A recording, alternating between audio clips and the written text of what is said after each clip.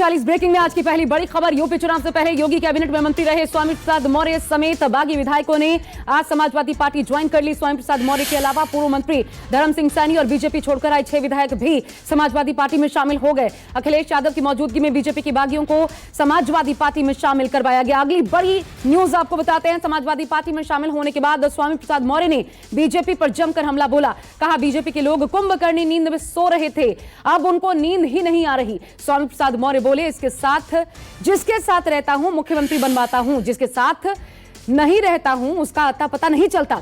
मायावती का आजकल कुछ नहीं पता है और यही हाल बीजेपी का भी होगा। अगली ब्रेकिंग न्यूज। अब स्वामी प्रसाद मौर्य ने सीएम योगी आदित्यनाथ पर करारा वार किया। स्वामी प्रसाद मौर्य बोले, बीजेपी ने केशव प्रसाद मौर्य और स्वामी प्रसाद मौर्य का नाम उछालकर सरकार बनाई। चर्चा थी सीएम होंगे केशव या फिर स्वामी, पर क्या हुआ? बाद में गोरखपुर में स्काई लैंप लाकर पिछड़ों की आंखों में धूल झोंकने का काम किया गया। चौथी ब्रेकिंग न्यूज इस वक्त। बीजेपी के बागियों के समाजवादी पार्टी में शामिल होने के बाद अखिलेश यादव ने बड़ा दावा किया। कहा हम 400 सीटें जीतेंगे, अब समाजवादी पार्टी को कोई नहीं रोक सकता, क्योंकि अब साइकिल का हैंडल भी ठीक है, दोनों पहिए भी ठीक है और पैडल चलाने वाले भी आ चुके हैं। अखिलेश यादव बोले, बाबा को क्रिकेट खेलना नहीं आता, उनसे कैच छूट चुका है। पांचवी ब्रेकिंग न्यूज। अब बीजेपी छोड़कर समाजवादी पार्टी में आए डॉक्टर धर्म सिंह सैनी का बड़ा बयान सामने आया। अखिलेश यादव के सामने धर्म सिंह सैनी ने बड़ा दावा किया। कहा 10 मार्च को हम अखिलेश को मुख्यमंत्री और 2024 में प्रधानमंत्री पद की शपथ दिलवाएंगे। धर्मवीर सैनी ने कहा हम मकर संक्रांति पर शपथ लेते हैं, संविधान बचाने के लिए और दलित शोषितों को अत्याचार से बचाने के लिए 10 मार्च को समाजवादी सरकार बनाएंगे। छठी ब्रेकिंग न्यूज। स्वामी प्रसाद मौर्य और धर्मवीर सैनी के अलावा ब्रजेश प्रजापति, भगवती प्रसाद सागर, मुकेश वर्मा, रोशनलाल वर्मा, विनय शाक्य और चौधरी अमर सिंह ने समाजवादी पार्टी का दामन थाम लिया। आज समाजवादी पार्टी में शामिल नहीं हुए दारा सिंह चौहान ने भी योगी कैबिनेट से पिछले दिनों इस्तीफा दिया था। बताया जा रहा है 16 जनवरी को दारा सिंह चौहान समाजवादी पार्टी में शामिल होंगे। अगली 7वीं ब्रेकिंग न्यूज आप स्क्रीन पर। लखनऊ में हुए समाजवादी पार्टी के कार्यक्रम में टूटे कोरोना के नियम। विधायकों की समाजवादी पार्टी के ज्वाइनिंग के कार्यक्रम में गायब दिखी सोशल डिस्टेंसिंग। समाजवादी पार्टी के कई लोगों ने मास्क भी नहीं पहन रखी थी। चुनाव आयोग ने बड़े जलसे पर रोक लगा रखी है, फिर भी बागी विधायकों के कार्यकर्ताओं का कार्यक्रम में जमावड़ा लगा रहा। हालांकि कार्यक्रम के बैनर पर औपचारिकता के लिए वर्चुअल कार्यक्रम लिखा गया था। 8वीं ब्रेकिंग न्यूज। स्वामी प्रसाद मौर्य पर केंद्रीय मंत्री कौशल किशोर ने पलटवार किया। कौशल किशोर ने कहा स्वामी प्रसाद मौर्य खुद आस्तीन के सांप हैं, जानते थे उनका टिकट कटने वाला है, इसलिए भागकर सपा में गए। उनका रिपोर्ट कार्ड खराब था और टिकट कटने का उन्हें डर था। कौशल किशोर ने कहा मैं खुद दलित समाज का हूं, सच्चाई जानता हूं, दलित जनता भी जानती है कि उनकी भलाई सिर्फ और सिर्फ बीजेपी के साथ है। अगली ब्रेकिंग न्यूज। 9वीं। बीजेपी विधायकों के हो रहे इस्तीफों पर शिवसेना ने तंज कसा। संजय राउत ने कहा इस्तीफों का आंकड़ा बढ़ता जाएगा, ये तो शुरुआत है, 10 मंत्री और इस्तीफा दे सकते हैं।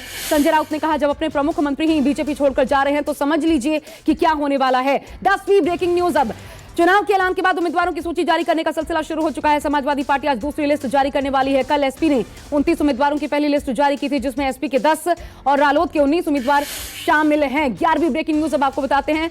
सपा की पहली उम्मीदवारों की लिस्ट पर स्वतंत्र देव सिंह ने हमला बोला। ट्वीट करके स्वतंत्र देव सिंह ने कहा समाजवादी पार्टी ने अपने उम्मीदवारों की पहली ही सूची से साबित कर दिया, ये नई नहीं वही सपा है, दंगा राज वाली, भ्रष्टाचार वाली, तुष्टीकरण वाली, पलायन को शह देने वाली, माफियाओं के संरक्षण वाली ही ये सपा है। स्वतंत्र देव सिंह बोले बबुआ का ये समाजवाद है। 12वीं breaking news. CM Yogi Adityanath ने अपने अनुसूचित जाति के कार्यकर्ता अमृतलाल भारती के घर आज खाना खाया। गोरखपुर पहुंचे सीएम योगी ने अमृतलाल भारती के साथ बैठकर खाना खाया, धन्यवाद दिया उनका।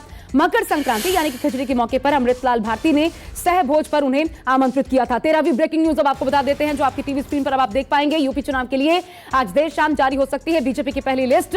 172 उम्मीदवारों के नामों पर कल केंद्रीय चुनाव समिति ने मोहर भी लगा दी। पहली लिस्ट में बीजेपी के पुराने चेहरों को एक बार फिर जगह दी गई है। सूत्रों के मुताबिक कैराना से मृगांका सिंह है, सरधना से संगीत सोम को टिकट मिलेगा, दादरी से तेजपाल और खतौली से विक्रम सैनी को उम्मीदवार बनाया जा सकता है इस बार। 14वीं ब्रेकिंग न्यूज। मुजफ्फरनगर की चरथावल सीट से टिकट कटने पर फूट फूट कर रो पड़े बीएसपी के नेता अरशद राणा। अरशद राणा ने आरोप लगाया 67 लाख देने के बावजूद उन्हें टिकट नहीं दिया गया। अरशद राणा बीएसपी से चरथावल सीट से चुनाव लड़ने की तैयारी कर रहे थे, पर सुप्रीमो मायावती ने ट्वीट कर जानकारी दी कि चरथावल विधानसभा सीट से पार्टी ने सलमान सईद को प्रत्याशी बनवाया है, ऐसे में वो फूट फूट कर रोए। 15वीं ब्रेकिंग न्यूज। अब राकेश टिकैत ने सहयोगी धर्मेंद्र मलिक के समाजवादी दफ्तर में देखे जाने पर सफाई दी।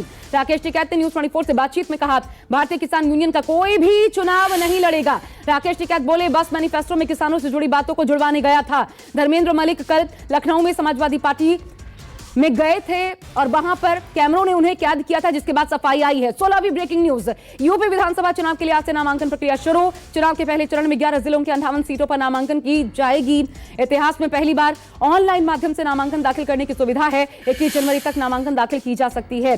पहले चरण की वोटिंग 10 फरवरी को होगी। 27 जनवरी तक प्रत्याशी अपना नाम वापस भी ले सकते हैं। 17वीं ब्रेकिंग न्यूज अब आपको बताते हैं। दिल्ली में आज एक बड़ी साजिश नाकाम हो गई। गाजीपुर फूल मंडी में एनएसजी ने आज आईईडी डिफ्यूज कर दिया। एक संदिग्ध बैग में बम छिपा कर रखा गया था। सूचना के फौरन बाद दिल्ली पुलिस के अधिकारी और एनएसजी की बम डिस्पोजल टीम मौके पर पहुंची। स्थानीय लोगों को फौरन मौके से हटाया गया। बम को एक खाली मैदान में गहरा गड्ढा खोदकर निष्क्रिय कर दिया गया। अब आपको 18वीं ब्रेकिंग न्यूज बताते हैं।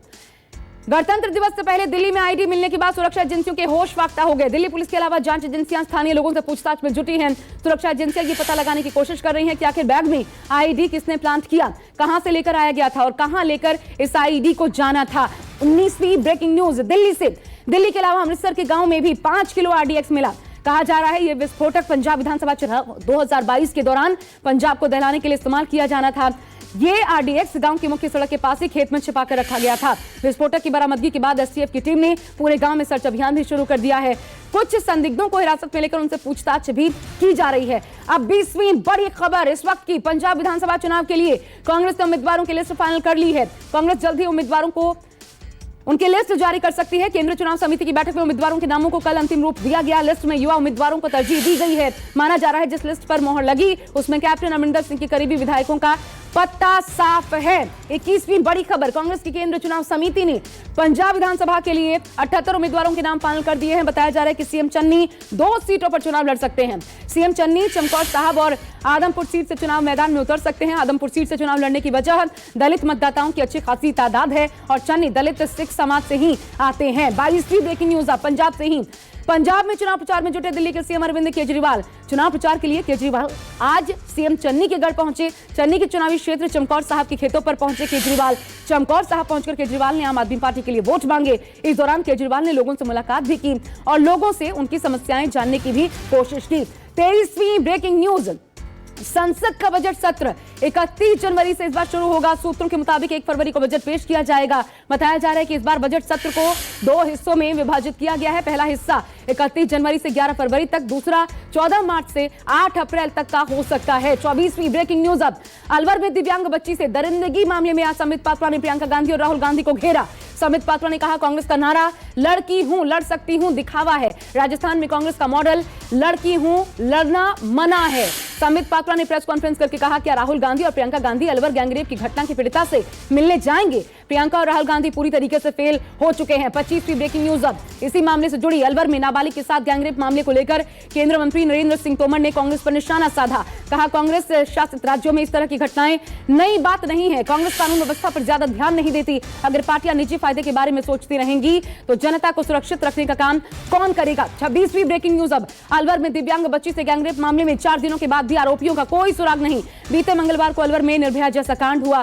दिव्यांग बच्ची जिंदगी और मौत के बीच जूझ रही है। दिव्यांग बच्ची की हालत नाजुक है। जयपुर में इलाज जारी है। गैंगरेप के बाद बच्ची को ओवरब्रिज से नीचे फेंक दिया गया था।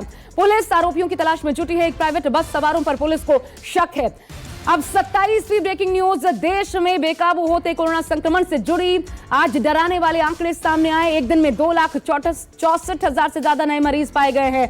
कल के मुकाबले कोरोना मरीजों का आंकड़ा 6.7% और बढ़ चुका है। 24 घंटे में 315 संक्रमितों की मौत हुई। देश में एक्टिव मरीजों की तादाद 12 लाख के पार है। संक्रमण दर 14% से भी ज्यादा पर पहुंच चुकी है। 28वीं ब्रेकिंग न्यूज, दिल्ली से बेलगाम हो चुका है कोरोना संक्रमण यहां भी और 24 घंटे में 28,000 से ज्यादा कोरोना के मरीज सामने आए।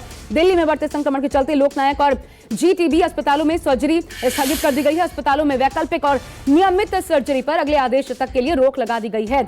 इधर सत्येंद्र जैन ने दावा किया जल्द कोरोना संक्रमण कम होने लगेगा। 29वीं ब्रेकिंग न्यूज पर अब नजर डालिए। दिल्ली में कोरोना के बढ़ते मामलों पर अरविंद केजरीवाल ने लोगों से मास्क पहनने की अपील की। सीएम केजरीवाल ने कहा दिल्ली में पॉजिटिविटी दर 29% के पार जा पहुंची है, लेकिन चिंता की कोई बात नहीं। अस्पताल में भर्ती होने की संख्या और मौतें काफी कम है। लोगों को पैनिक करने की जरूरत नहीं है, लेकिन जिम्मेदारी निभाइए और जिम्मेदारी के साथ ही व्यवहार करना है। 30वीं बड़ी खबर अब आपको बताते हैं। कोरोना संक्रमण के बीच शिवराज सरकार का स्कूलों को लेकर बड़ा फैसला। मध्य प्रदेश में 31 जनवरी तक निजी और सरकारी स्कूल बंद रहेंगे। क्राइसिस मैनेजमेंट ग्रुप की बैठक में सीएम शिवराज ने अफसरों को निर्देश दिए। अभी तक 50% क्षमता के साथ स्कूल चल रहे थे, लेकिन अब बंद रहेंगे। 31वीं ब्रेकिंग न्यूज। अब कोरोना संक्रमण पर शिवराज सिंह चौहान ने मेलों और रैलियों पर पाबंदी लगा दी है। एमपी की नई गाइडलाइन के मुताबिक हॉल में 50% क्षमता के साथ हो सकेंगे कार्यक्रम, जिनकी अधिकतम सीमा 250 होगी।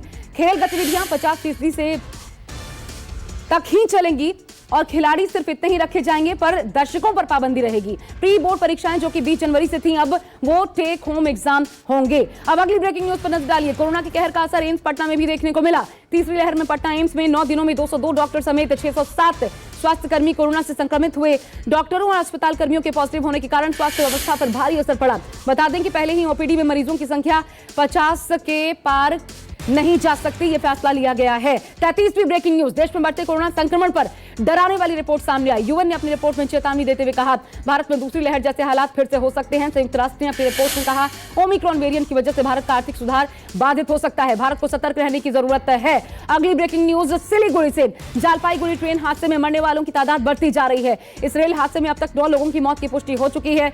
36 लोगों का अस्पताल में इलाज जारी है। केंद्रीय रेल मंत्री अश्विनी वैष्णव ने दुर्घटना स्थल का दौरा भी किया। घायलों से अस्पताल में जाकर मुलाकात की, उनका हालचाल जाना। रेलवे ने हादसे के उच्च स्तरीय जांच के आदेश दिए हैं। बीती रात आपको बता दें, जलपाईगुड़ी में बीकानेर गुवाहाटी एक्सप्रेस पटरी से उतर गई थी। 35वीं ब्रेकिंग न्यूज। श्रीनगर से, जहां के नौहट्टा के ख्वाजा बाजार इलाके में संदिग्ध बैग मिलने से हड़कंप मच गया। इसमें प्रेशर कुकर और कुछ तार दिखाई दे रहे थे। आईडी होने के शक में मौके पर बम निरोधक दस्ते को बुलाया गया। बम निरोधक दस्ते ने प्रेशर कुकर में लगे आईडी को नष्ट कर दिया। एहतियात के तौर पर इस दौरान आसपास के लोगों को मौके से हटा दिया गया था। 36वीं ब्रेकिंग न्यूज। अब बाल संत साहिल महाराज को फिर पाकिस्तान से धमकी आई है। जम्मू के साहिल महाराज को पाकिस्तान से जान से मारने की धमकी मिली। पंजाब से जम्मू लौटते वक्त कॉल करके जान से मारने की धमकी दी गई। संत साहिल को पहले भी 2 बार पाकिस्तान से ऐसी ही धमकी मिल चुकी है। फिलहाल पुलिस ने मामला दर्ज कर लिया है और आगे की तफ्तीश शुरू कर दी गई है। 37वीं ब्रेकिंग न्यूज।